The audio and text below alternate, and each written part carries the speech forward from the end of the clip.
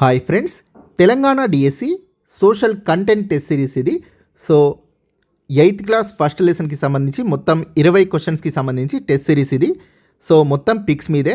So text బుక్లో ఇచ్చిన pictures మరియు అలానే టోపో షీట్స్లో ఇచ్చే సంకేతాలు, టోపో షీట్స్లోని సంకేతాల గురించి సో ఎంసీక్యూస్ చేయడం జరిగింది. సో మొత్తం 20 క్వశ్చన్స్ ఒకే వీడియోలో ఇచ్చాను. బట్ టెస్ట్లో మాత్రం పిక్స్ కాబట్టి ఒక దాంట్లో 10, ఇంకొక టెస్ట్లో 10, మొత్తం 2 టెస్ట్లో 20 కవర్ చేయడం జరిగింది.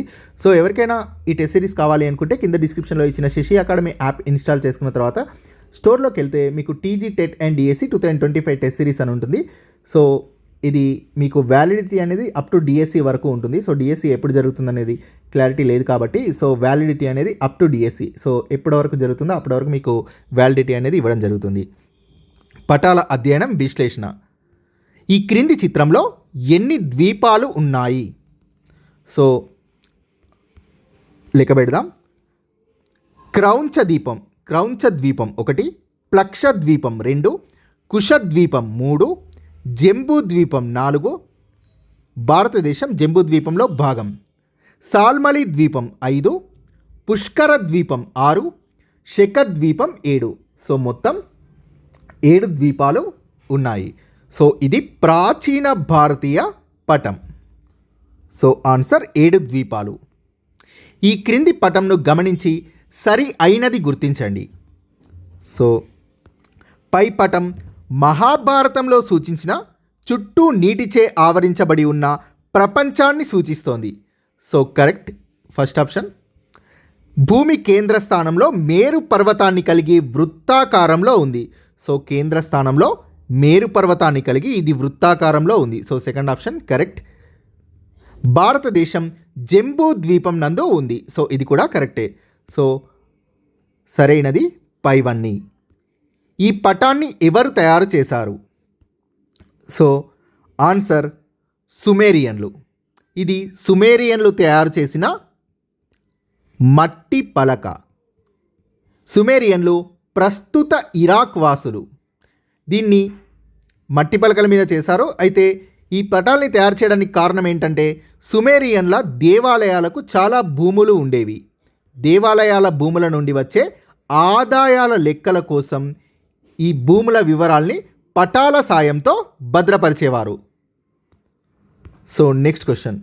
ఈ పటంను గమనించి క్రింది వాటిలో సరికానిది గుర్తించండి. మొదట కొన్ని ప్రపంచ పటాలను బాబిలోనియన్లు తయారు చేశారు. కరెక్ట్. సో ఇందాక చూసిన సుమేరియన్లు దేవాలయాల భూముల నుండి వచ్చే ఆదాయాల లెక్కల కోసం తయారు చేశారు. బట్ ఇది మొదట వీరు కొన్ని ప్రపంచ పటాలని తయారు చేశారు. బాబిలోనియన్లు మొదట కొన్ని ప్రపంచ పటాలని తయారు చేశారు. పై చిత్రంను, సో ఈ పిక్చర్ని 2600 సంవత్సరాల క్రితం బాబిలోనియన్లు మట్టి పలకపై గీశారు. కరెక్ట్, 2600 సంవత్సరాల క్రితం దీనిని మట్టి పలకపై గీశారు. ప్రపంచం గుండ్రటి పల్లెం మాదిరి ఉందని బాబిలోనియన్లు ఊహించుకున్నారు.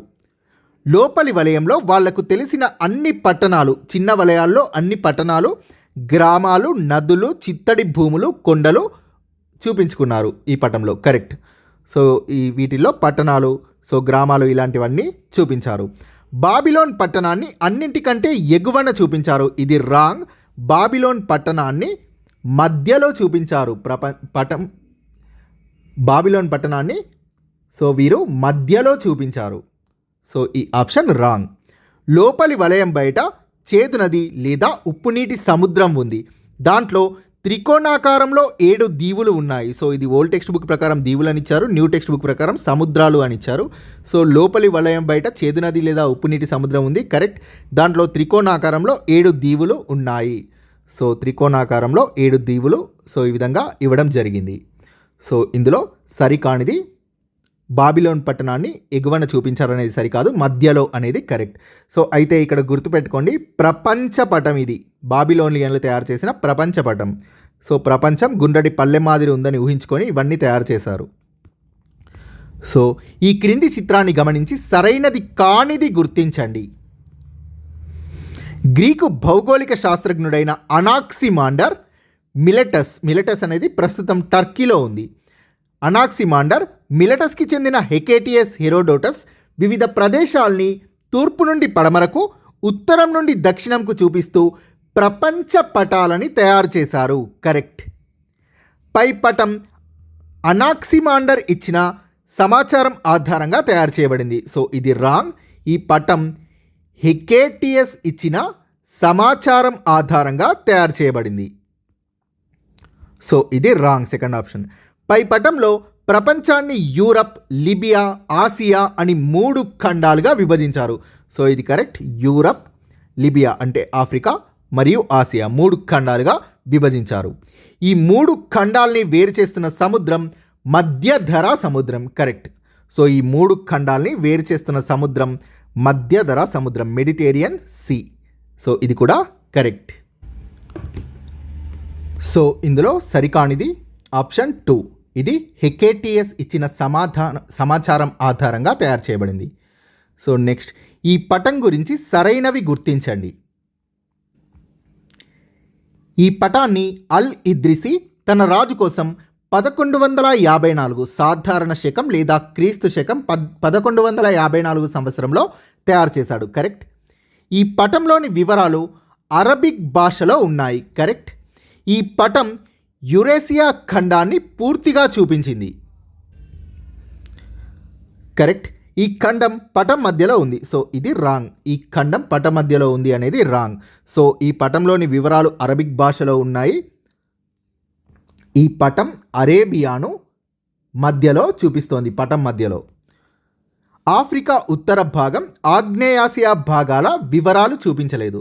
సో ఇది కూడా రాంగ్. ఆఫ్రికా యొక్క ఉత్తర భాగాన్నే చూపించింది. ఈ పటం అనేది ఆఫ్రికా యొక్క ఉత్తర భాగాన్నే చూపించింది, ఆగ్నేయాసియా భాగాల వివరాల్ని చూపించలేదు. సో ఇందులో సరైనవి ఆప్షన్ 1 and 2. సో ఒకసారి ఎక్స్ప్లెనేషన్ చూద్దాం. ఇది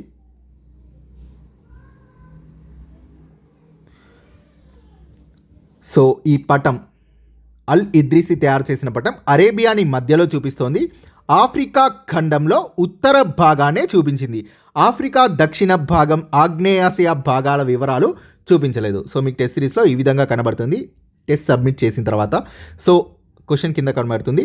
అల్ ఇద్రిసి గీసిన పటంలో చూపించినవి పటంలో వివరాలున్న భాష అరబిక్ భాష, పటంలో చూపించినవి యురేసియా ఖండం మొత్తం, పటం మధ్యలో అరేబియా, ఆఫ్రికా ఉత్తర భాగాన్ని చూపించింది అల్ ఇద్రిసి గీసిన పటం. సో పటంలో చూపనివి ఆఫ్రికా దక్షిణ భాగం, ఆగ్నేయాసియా పటంలో చూపలేదు. సో దక్షిణం ఉత్తరం. సో ఈ పటం యొక్క విశిష్టత, అల్ ఇద్రిసి తయారు చేసిన పటంలో దక్షిణాన్ని పై భాగంలో, ఉత్తరాన్ని కింది భాగంలో చూపిస్తోంది. క్రింది పటాన్ని గమనించి సరైన సమాధానాన్ని గుర్తించండి. పై చిత్రం బైబిల్ మత భావనలకు అనుగుణంగా చిత్రించిన ప్రపంచాన్ని చూపిస్తోంది. కరెక్ట్. ఇది సముద్రాలతో ఆవరించి ఉండి ఆసియా, యూరప్, ఆఫ్రికాలనే 3 ఖండాలుగా విభజింపబడి ఉంది. ఎస్, ఇది సముద్రాలతో ఆవరించబడి ఆసియా, యూరప్, ఆఫ్రికా ఖండాలుగా విభజింపబడి ఉంది. వీటిల్లో యేసుక్రీస్తు జన్మస్థలం అయిన జెరూసలేం ఉన్న ఆసియా ఖండం ముఖ్యమైనది అని భావించి దాన్ని పైన చూపించారు. సో ఆసియా ఖండాన్ని పైన చూపించడానికి కారణం యేసుక్రీస్తు జన్మస్థలమైన జెరూసలేం ఉన్న ఖండం కావడం వల్ల ఆసియాని పటం పై భాగంలో సో పెద్దగా చూపించారు. కరెక్ట్. యూరప్, ఆఫ్రికా ఖండాలు చిన్నగా కింది భాగంలో ఉన్నాయి. So correct. పైవన్నీ కూడా సరైనవే. ఆ కాలంలో పటాలు తయారు చేసేవారు. సో తాము ఉన్న ప్రాంతాలని కానీ సో తమకు నచ్చినట్లుగా తామే మధ్యలో ఉన్నట్లుగా సో పటాలు అనేవి తయారు చేసుకునేవారు ఎక్కువగా. సో బాబిలోన్ పట్టణాన్ని మధ్యలో చూపించారు. బాబిలోనియన్లు బాబిలోన్ పట్టణాన్ని మధ్యలో చూపించారు. సో అదేవిధంగా అల్ ఇద్రిసి అరేబియాని మధ్యలో చూపించాడు. సో ఇక్కడ బైబిల్ భావనకు అనుగుణంగా రూపుదిద్దుకున్న ఈ పటంలో సో యేసుక్రీస్తు ఉన్న జెరూసలేంని పటంలో పెద్దగా పై భాగంలో చూపించడం జరిగింది. సో ఎవరికి అనుగుణంగా వాళ్ళు పటాలు తయారు చేసుకున్నారు ఆ కాలంలో. ఈ క్రింది పటం ఎవరి వివరణల ఆధారంగా తయారు చేశారు? సో ఈ పటాన్ని టాలమీ వివరణల ఆధారంగా తయారు చేశారు. క్రీస్తు శకం 1480 ప్రాంతంలో యూరోపియన్లు టాలమీ పుస్తకాల్ని కనుగొన్నారు. కానీ టాలమీ యొక్క పటాలు దొరకలేదు. టాలమీ గీసిన పటాలు దొరకలేదు, ఓన్లీ టాలమీ బుక్స్ దొరికాయి. ఈ టాలమీ బుక్స్ని చదివి గణిత శాస్త్ర కొలతలకు అనుగుణంగా తయారు చేసిన పటం ఇది. 16వ శతాబ్దంలో ఈ ప్రపంచ పటంని గీసినది ఎవరు? 16వ శతాబ్దంలో. సో ఇక్కడే ఆన్సర్ కనబడుతుంది.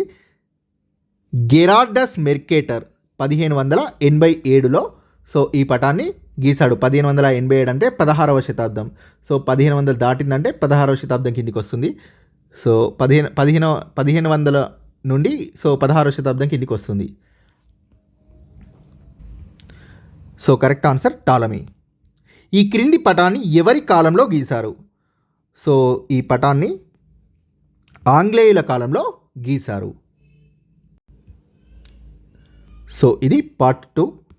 ఈ పటంను ఏమని పిలుస్తారు? ఆన్సర్ ఐసోప్లెత్. ఐసోబాత్స్ అంటే సమాన లోతుల్ని చూపించే పటం. ఐసోహైట్స్ అంటే సమాన వర్షపాతంని సూచించే పటం. ఐసోహలైన్ అంటే సమాన లవణీయతను సూచించే పటం. సో ఇవన్నీ కూడా ఐసోప్లెత్లో భాగం. ఐసోబాత్స్, ఐసోహైట్స్ మరియు ఐసోహలైన్. ఈ క్రింది చిత్రాన్ని గమనించి సరైనది కానిది గుర్తించండి. సో పై చిత్రం ఉపరితల ఛాయా చిత్రీకరణను సూచిస్తుంది, ఏరియల్ ఫోటోగ్రాఫ్ని. సో కరెక్ట్, ఉపరితల ఛాయా చిత్రీకరణ ఇది. విమానాలు, హెలికాప్టర్లు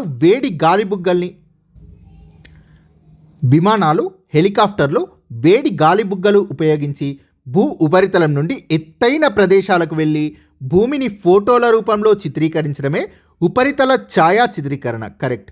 సో ఇక్కడ చూస్తే విమానాలు, హెలికాప్టర్లు వేడి గాలిబుగ్గలను ఉపయోగించి, సో ఇక్కడ విమానం కనబడుతుంది. సో భూ ఉపరితలం నుండి ఎత్తైన ప్రదేశాలకు వెళ్ళి భూమిని ఫోటోల రూపంలో చిత్రీకరించడమే ఉపరితల ఛాయా చిత్రీకరణ.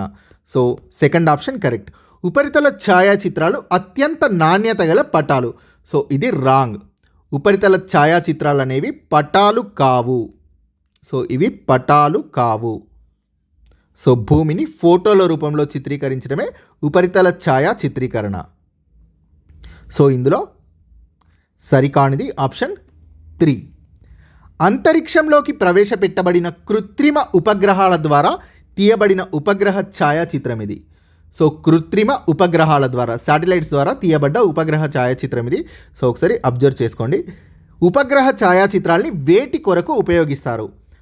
పటాల తయారీ కరెక్ట్. ప్రణాళికల రూపకల్పన కరెక్ట్. వాతావరణాన్ని పరిశోధించడానికి కరెక్ట్. అటవీ సంరక్షణ కోసం కరెక్ట్. యుద్ధ తంత్రం కోసం. So correct. సో ఇవన్నీ కూడా కరెక్ట్. ఉపగ్రహ ఛాయాచిత్రాలని వీటన్నింటి కోసం ఉపయోగిస్తారు. పటాల తయారీ, ప్రణాళికల కోసం, వాతావరణ పరిశోధనకి, అటవీ సంరక్షణకి మరియు యుద్ధ తంత్రానికి. ఈ క్రింది సంకేతాలు దేనిని తెలియజేస్తాయి? సో ఈ క్రింది సంకేతాలు అనేవి పట్టణాలు లేదా గ్రామాలు, జనావాసాలు మరియు నిర్జన కోటలను తెలియజేస్తాయి. సో ఇవి టోపో షీట్లలో ఉపయోగించే సంకేతాలు. పటాలు తయారు చేసేవారు ఉపయోగిస్తారు వీటిని. సో 1, 2, 3 అనేవి కరెక్ట్. ఈ సంకేతం దేనిని తెలియజేస్తుంది? ఆన్సర్ దీపపు స్తంభంను తెలియజేస్తుంది. ఈ సంకేతం దేనిని తెలియజేస్తుంది? ఆన్సర్ ఛాత్రి. ఇది ఆర్కిటెక్చర్కి సంబంధించినది. ఈ సంకేతాలను వేటిని చూపించడానికి ఉపయోగిస్తారు? ఆన్సర్ గోరి మరియు సమాధులు 1 and 2. ఈ క్రింది వాటిలో ఏ సంకేతం గుర్తించని రాష్ట్ర సరిహద్దుని సూచిస్తుంది? So answer option 3. సో ఇక్కడ ఇంటూ గుర్తులు కనబడుతున్నాయి కదా. సో ఇది గుర్తించని రాష్ట్ర సరిహద్దుని సూచిస్తుంది. సో ఇది ఒకసారి చూద్దాం. సో ఈ సంకేతం అంతర్జాతీయ సరిహద్దుని సూచిస్తుంది. ఈ సంకేతం గుర్తించిన రాష్ట్ర సరిహద్దును సూచిస్తుంది. సో ఇక్కడ డాట్స్ ఉన్నాయి, గుర్తించిన రాష్ట్ర సరిహద్దు. సో ఈ లైన్స్ అనేవి తిక్కున్నాయి. సో ఇవి అంతర్జాతీయ సరిహద్దు. సో ఇక్కడ ఇంటూ మార్క్స్, ఇవి గుర్తించని రాష్ట్ర సరిహద్దుని సూచిస్తుంది. సో ఈ సంకేతాలు సూచించే సరిహద్దులు జిల్లా, ఉపమండలం, తహసీల్ లేదా తాలూకా అడవుల గురించి సూచిస్తోంది. So next question. ఇది ఏ చెట్టును సూచిస్తోంది? ఆన్సర్ తాటి చెట్టు. సో ఇక్కడ క్వశ్చన్ మిస్ అయింది. కోనిఫర్ వెదురు. కోనిఫర్ వెదురుని సూచించే సంకేతం. సో ఇది కోనిఫర్ వెదురుని సూచించే సంకేతం. So thank you friends. Please subscribe this channel.